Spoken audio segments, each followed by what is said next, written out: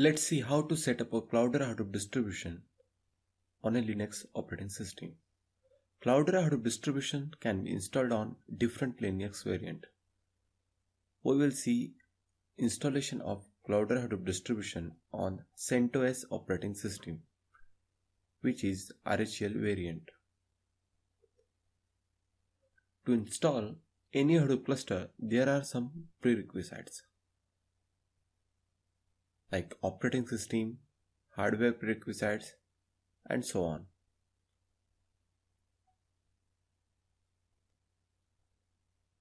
Cloudera Manager supports different versions, out of which Linux variants like RHEL compatible, which includes RHEL and CentOS, Oracle Enterprise Linux, Debian platform, as well as Ubuntu platform.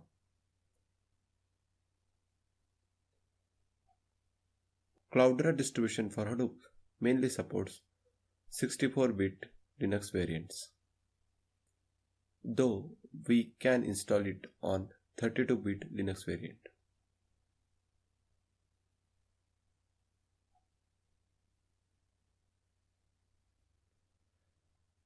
Along with operating system prerequisites, there are some resource prerequisites like disk space for Cloudera Manager server.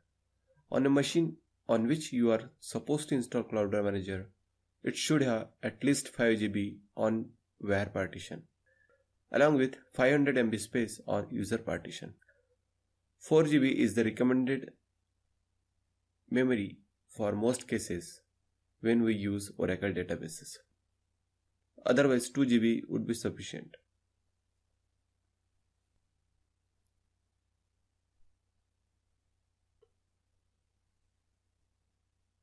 Python as well as Perl software must also present in the operating system.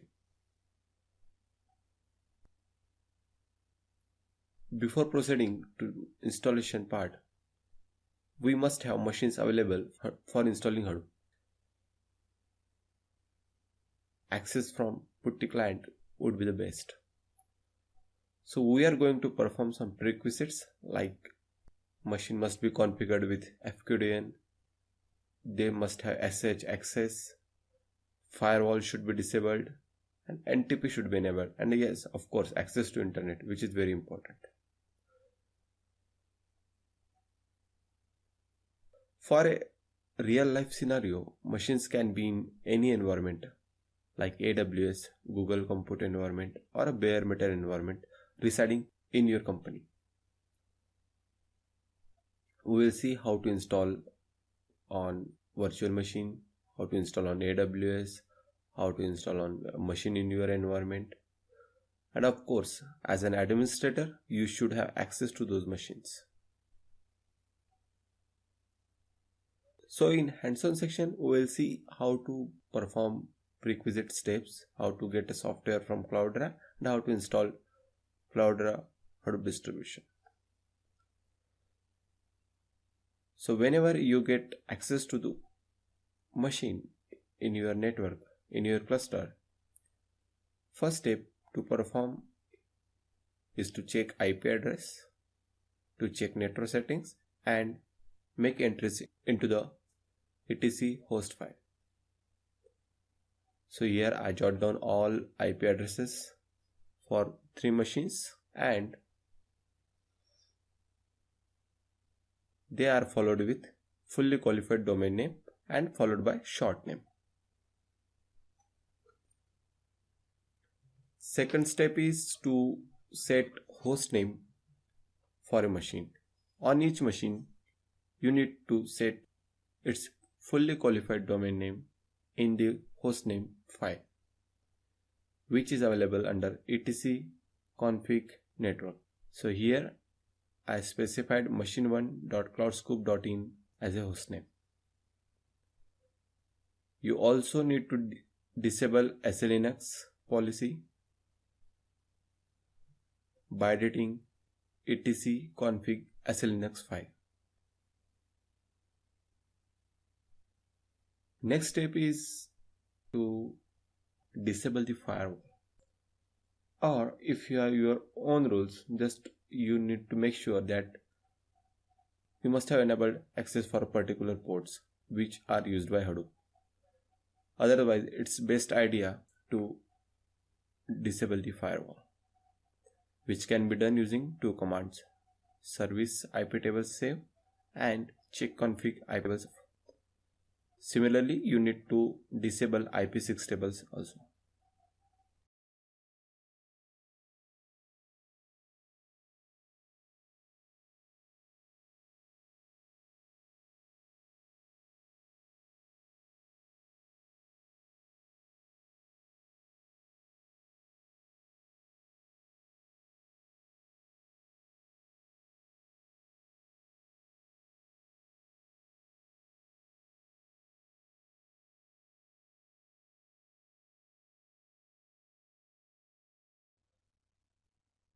Next part is to configure the NTP on all the machines.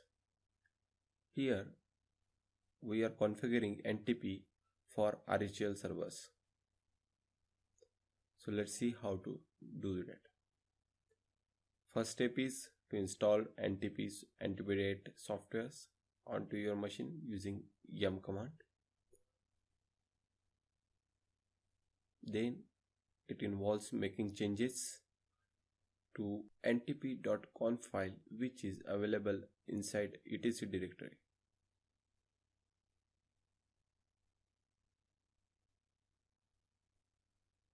You can specify your own NTP server in this file.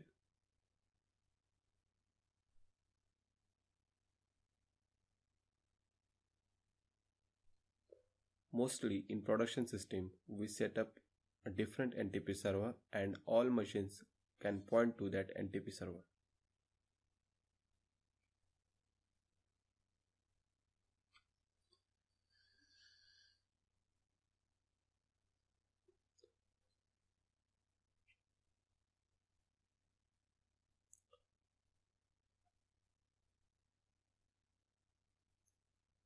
You need to start NTPD service.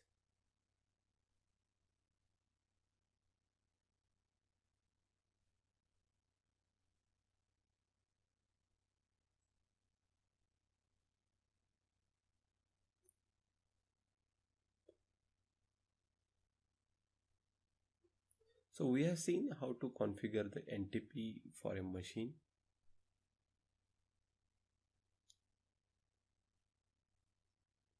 So you can see on the console, we have to perform all those steps on all the machines in your cluster. In case you have two machines, you need to perform on two machines. If here in my case I have three machines, so I am performing all those steps onto the three machines. There are some advanced techniques where we can avoid this. That we can see in later chapter or a different course.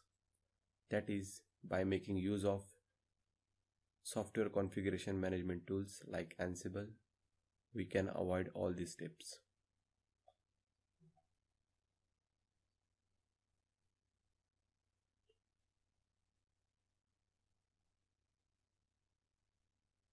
Or using rsync command in Linux, we can easily avoid all these steps. But as a beginner, we must do it manually just to avoid errors, and it helps in learning purpose.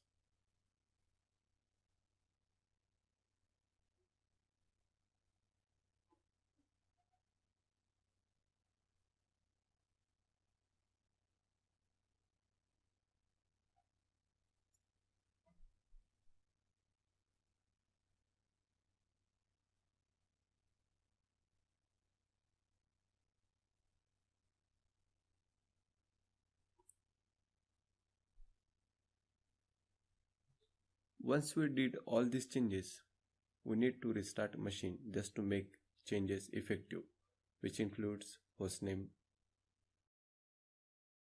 so that whatever the changes we made to SE Linux IP tables could be permanent and we can use it for our further installation.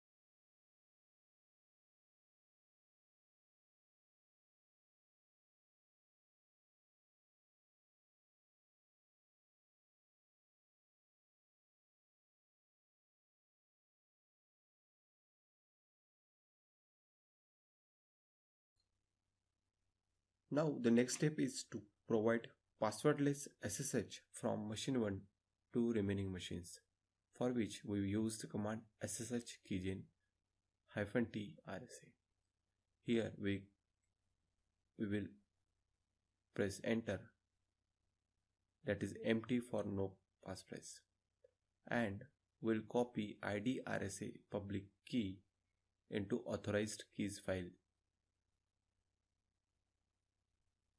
into the SSH folder of it. So you can see there are two files, authorized keys and idrsa.pub.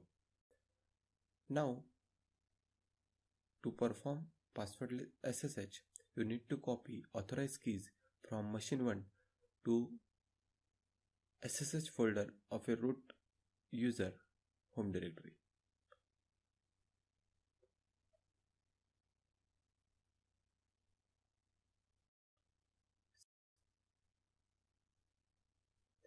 Similarly, you can do this for third machine. Once you perform these steps, you can log into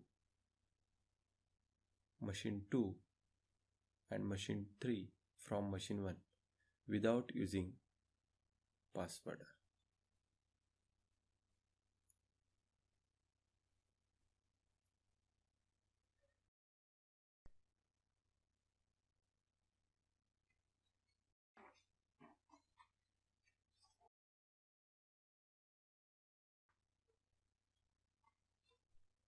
Now let's verify SSH access from machine 1.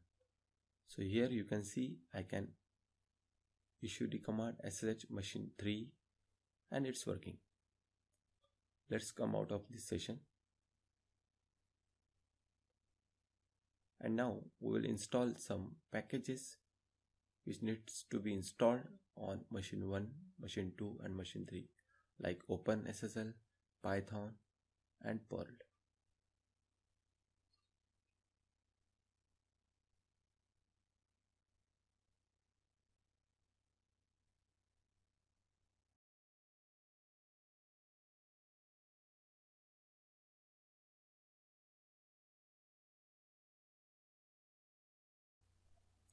Issue the command mclean and mrepo-list to clean mcache.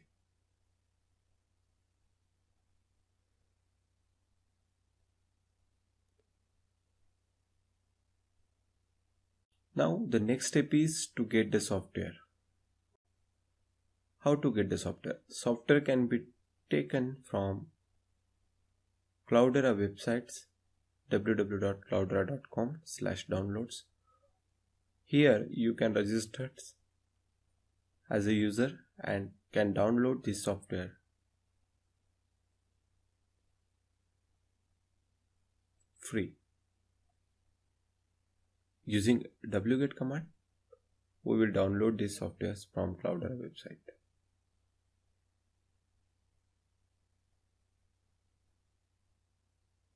So you can see we have downloaded Cloudera Manager installer from Cloudera website. Now we need to change these permissions, which can be changed using chmod command.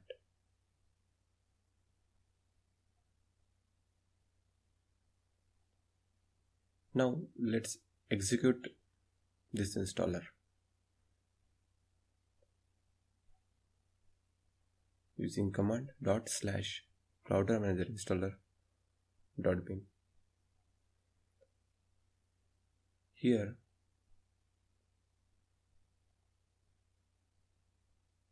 it comes the readme file for Cloudera Manager. After reading readme file, press next.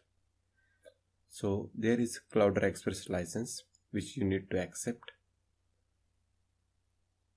Then Oracle binary licenses, and once you did all these changes, it will start installing Cloudera Manager onto your machine. It also installs JDK Cloudera Manager server database on this machine.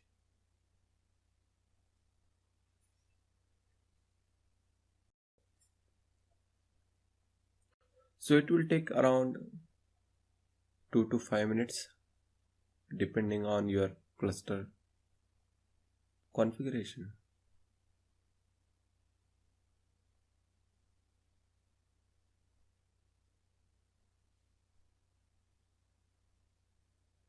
Once it is done, then you can point your browser to the IP address followed by the port 7180 and can access the Cloudera Manager web user interface.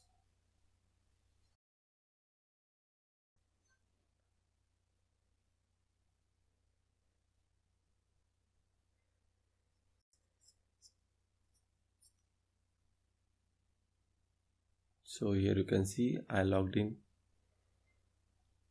to my machine using the port 7180. Here you can wait for 1 minute. Once you get this login page, you can use the username as admin and a default password as admin and log into Cloudera Manager installation console. Here you can accept end user license agreement and click continue. Here there are 3 licenses available from Cloudera Manager. In our case, we are using Cloudera Express. You can use Cloudera Enterprise Data Hub Edition.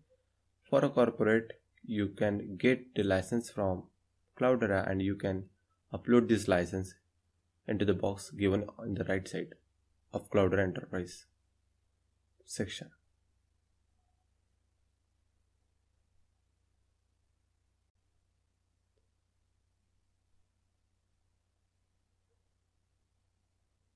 So here I am using 60 days trial for Cloudera Manager Enterprise Edition Data Hub. Here you need to specify the host for your CDH cluster. So those are machine1.cloudscope.in, machine2.cloudscope.in and machine3. So you need to specify their fully qualified domain name. Click search. So you should be able to see your machines in this section. Select all machines and click continue.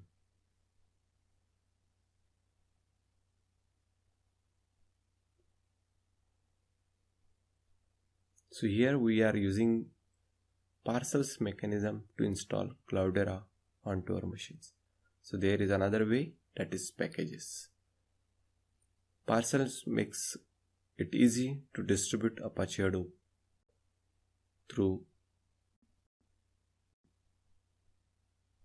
management lifecycle. So make sure you have used proper repository. So here we are installing CDH 5.6.0.1. At the time of viewing this video, there might be new versions, but the process will remain same. In case you have configured local repository, that is, rather than taking a software from internet, if you already downloaded at your local repository, you can provide that local repository in this section. If you want to install Oracle Java, then you can select it from this option. This is the single user mode. This is for advanced users and it complicates installation procedure. So we are not using it right now.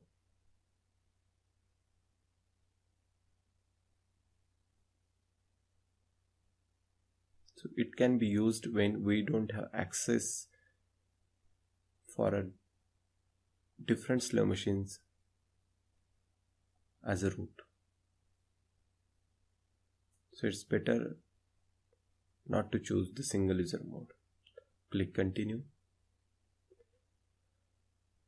Here we need to provide SSH login credentials. Here we are doing all these operations using root user, and we have the same password on all 3 machines. That's why we will use all hosts accept same password authentication method. Make sure you have port available, that is 22. If you are different port, please specify it over here.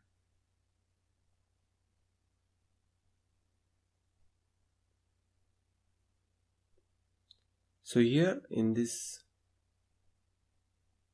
step, Cloudera installs Cloudera Manager agent on the different machines into the cluster.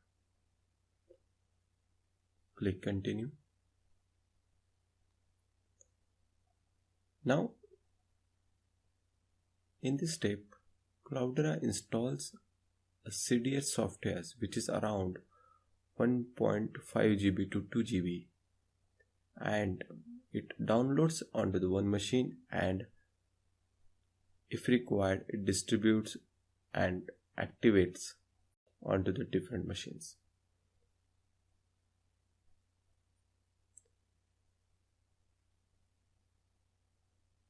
So this step takes around 10 to 15 minutes. You are seeing this video in a time-lapse manner right now.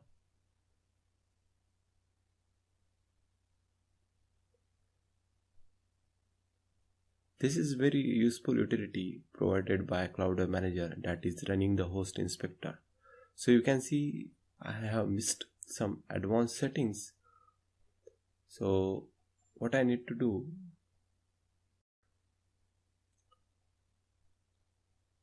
I have to do this advanced configuration from a command line. So I have missed these 2 commands, that is disabling the transparent huge pages and setting the vm.swappiness. I need to run these commands on all the 3 machines in my cluster.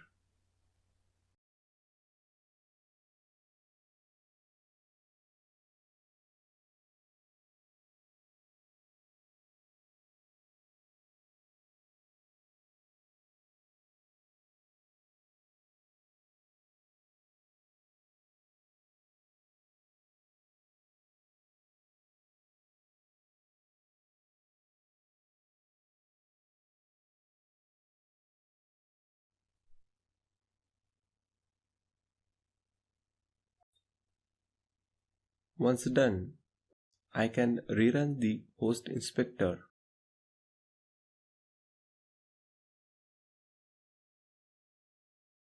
and make sure there are no errors associated with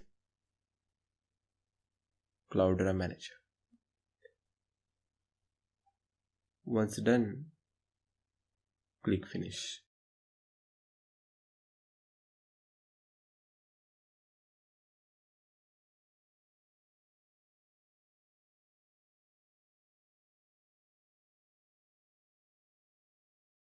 Next screen is for choosing the CDH5 services with the options like Core Hadoop, Core with Search, Core with HBase. In this tutorial we'll install the Core Hadoop. So you can see there are different roles which are customized automatically for our machines, like name node, secondary name node, Cloudera management services, which includes alert publisher, event server, yarn, job history server, zookeeper server, and machine 2 and 3 has data node and node manager. Now let's customize it as per our need.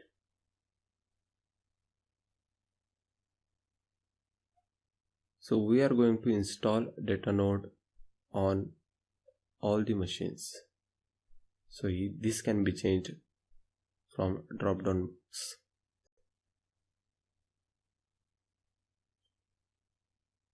We also need activity monitor in Cloudera Manager service, and we are going to keep resource manager onto the second node of your cluster, where the node manager will be same as data node, and we are going to keep 3 Zookeeper servers in our cluster. Zookeeper will play a role in enabling high availability. So we will also deploy Hive Meta Store server, Hive server on machine 1. So machine 1 has the Hive, machine 2 has the resource manager, and machine 3 mostly contains the client services like data node and name node, data node and node manager. After review, click continue. So this is the step. Here you can specify different database for Hive if you have configured already. Otherwise you can use embedded database.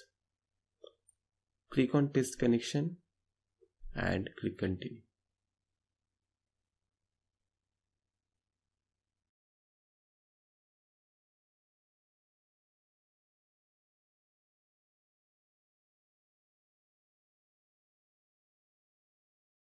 In this step you can review the changes. You can change the HDFS block size. You can change the data node, name node directories. You can change the Hive warehouse directory.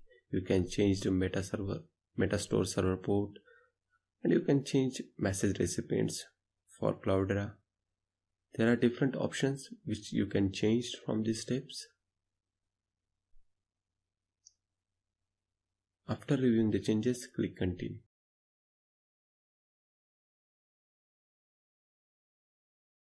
So you can see onto the console we have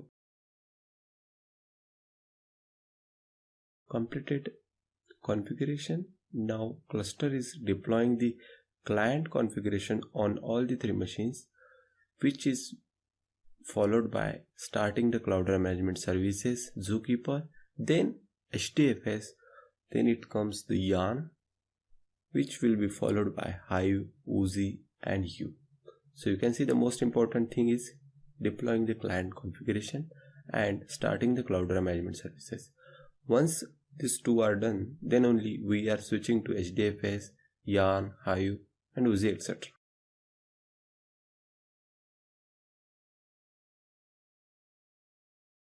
So this will take around 10 to 15 minutes. So click continue and you can see you will be greeted by Cloudera manager that all services are installed and you can use your cluster. Congratulations.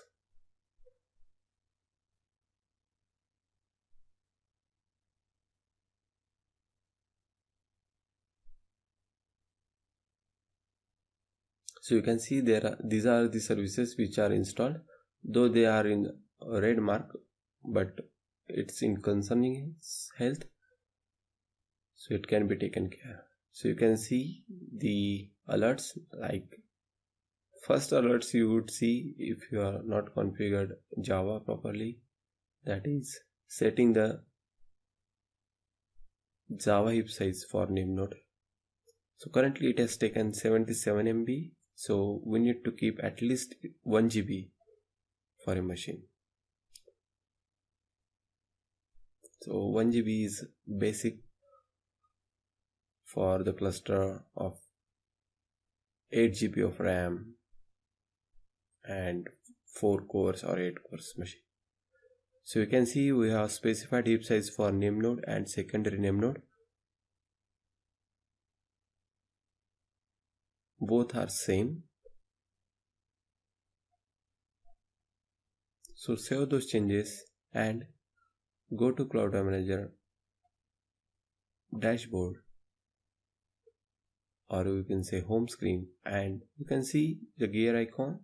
So that is tail configuration restart needed. Click on that. So you can see we have added green line and we are removing the older properties, that is. So click on the restart tail services and also make sure you have checked redeploy client configuration. So once you click finish, it will make those changes available on the cluster, or we could say on every machine. So those steps take around 2 to 5 minutes.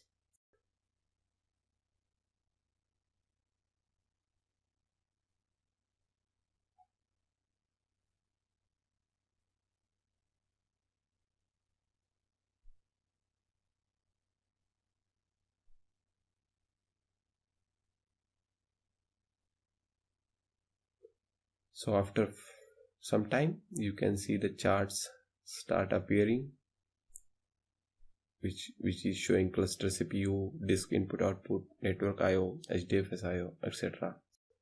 So Cloudera provides different features. Different features which are used by administrator, developer, or user for different operations. So you can see we can list Hadoop file system, and you can issue the command Hadoop version to check which version you have installed.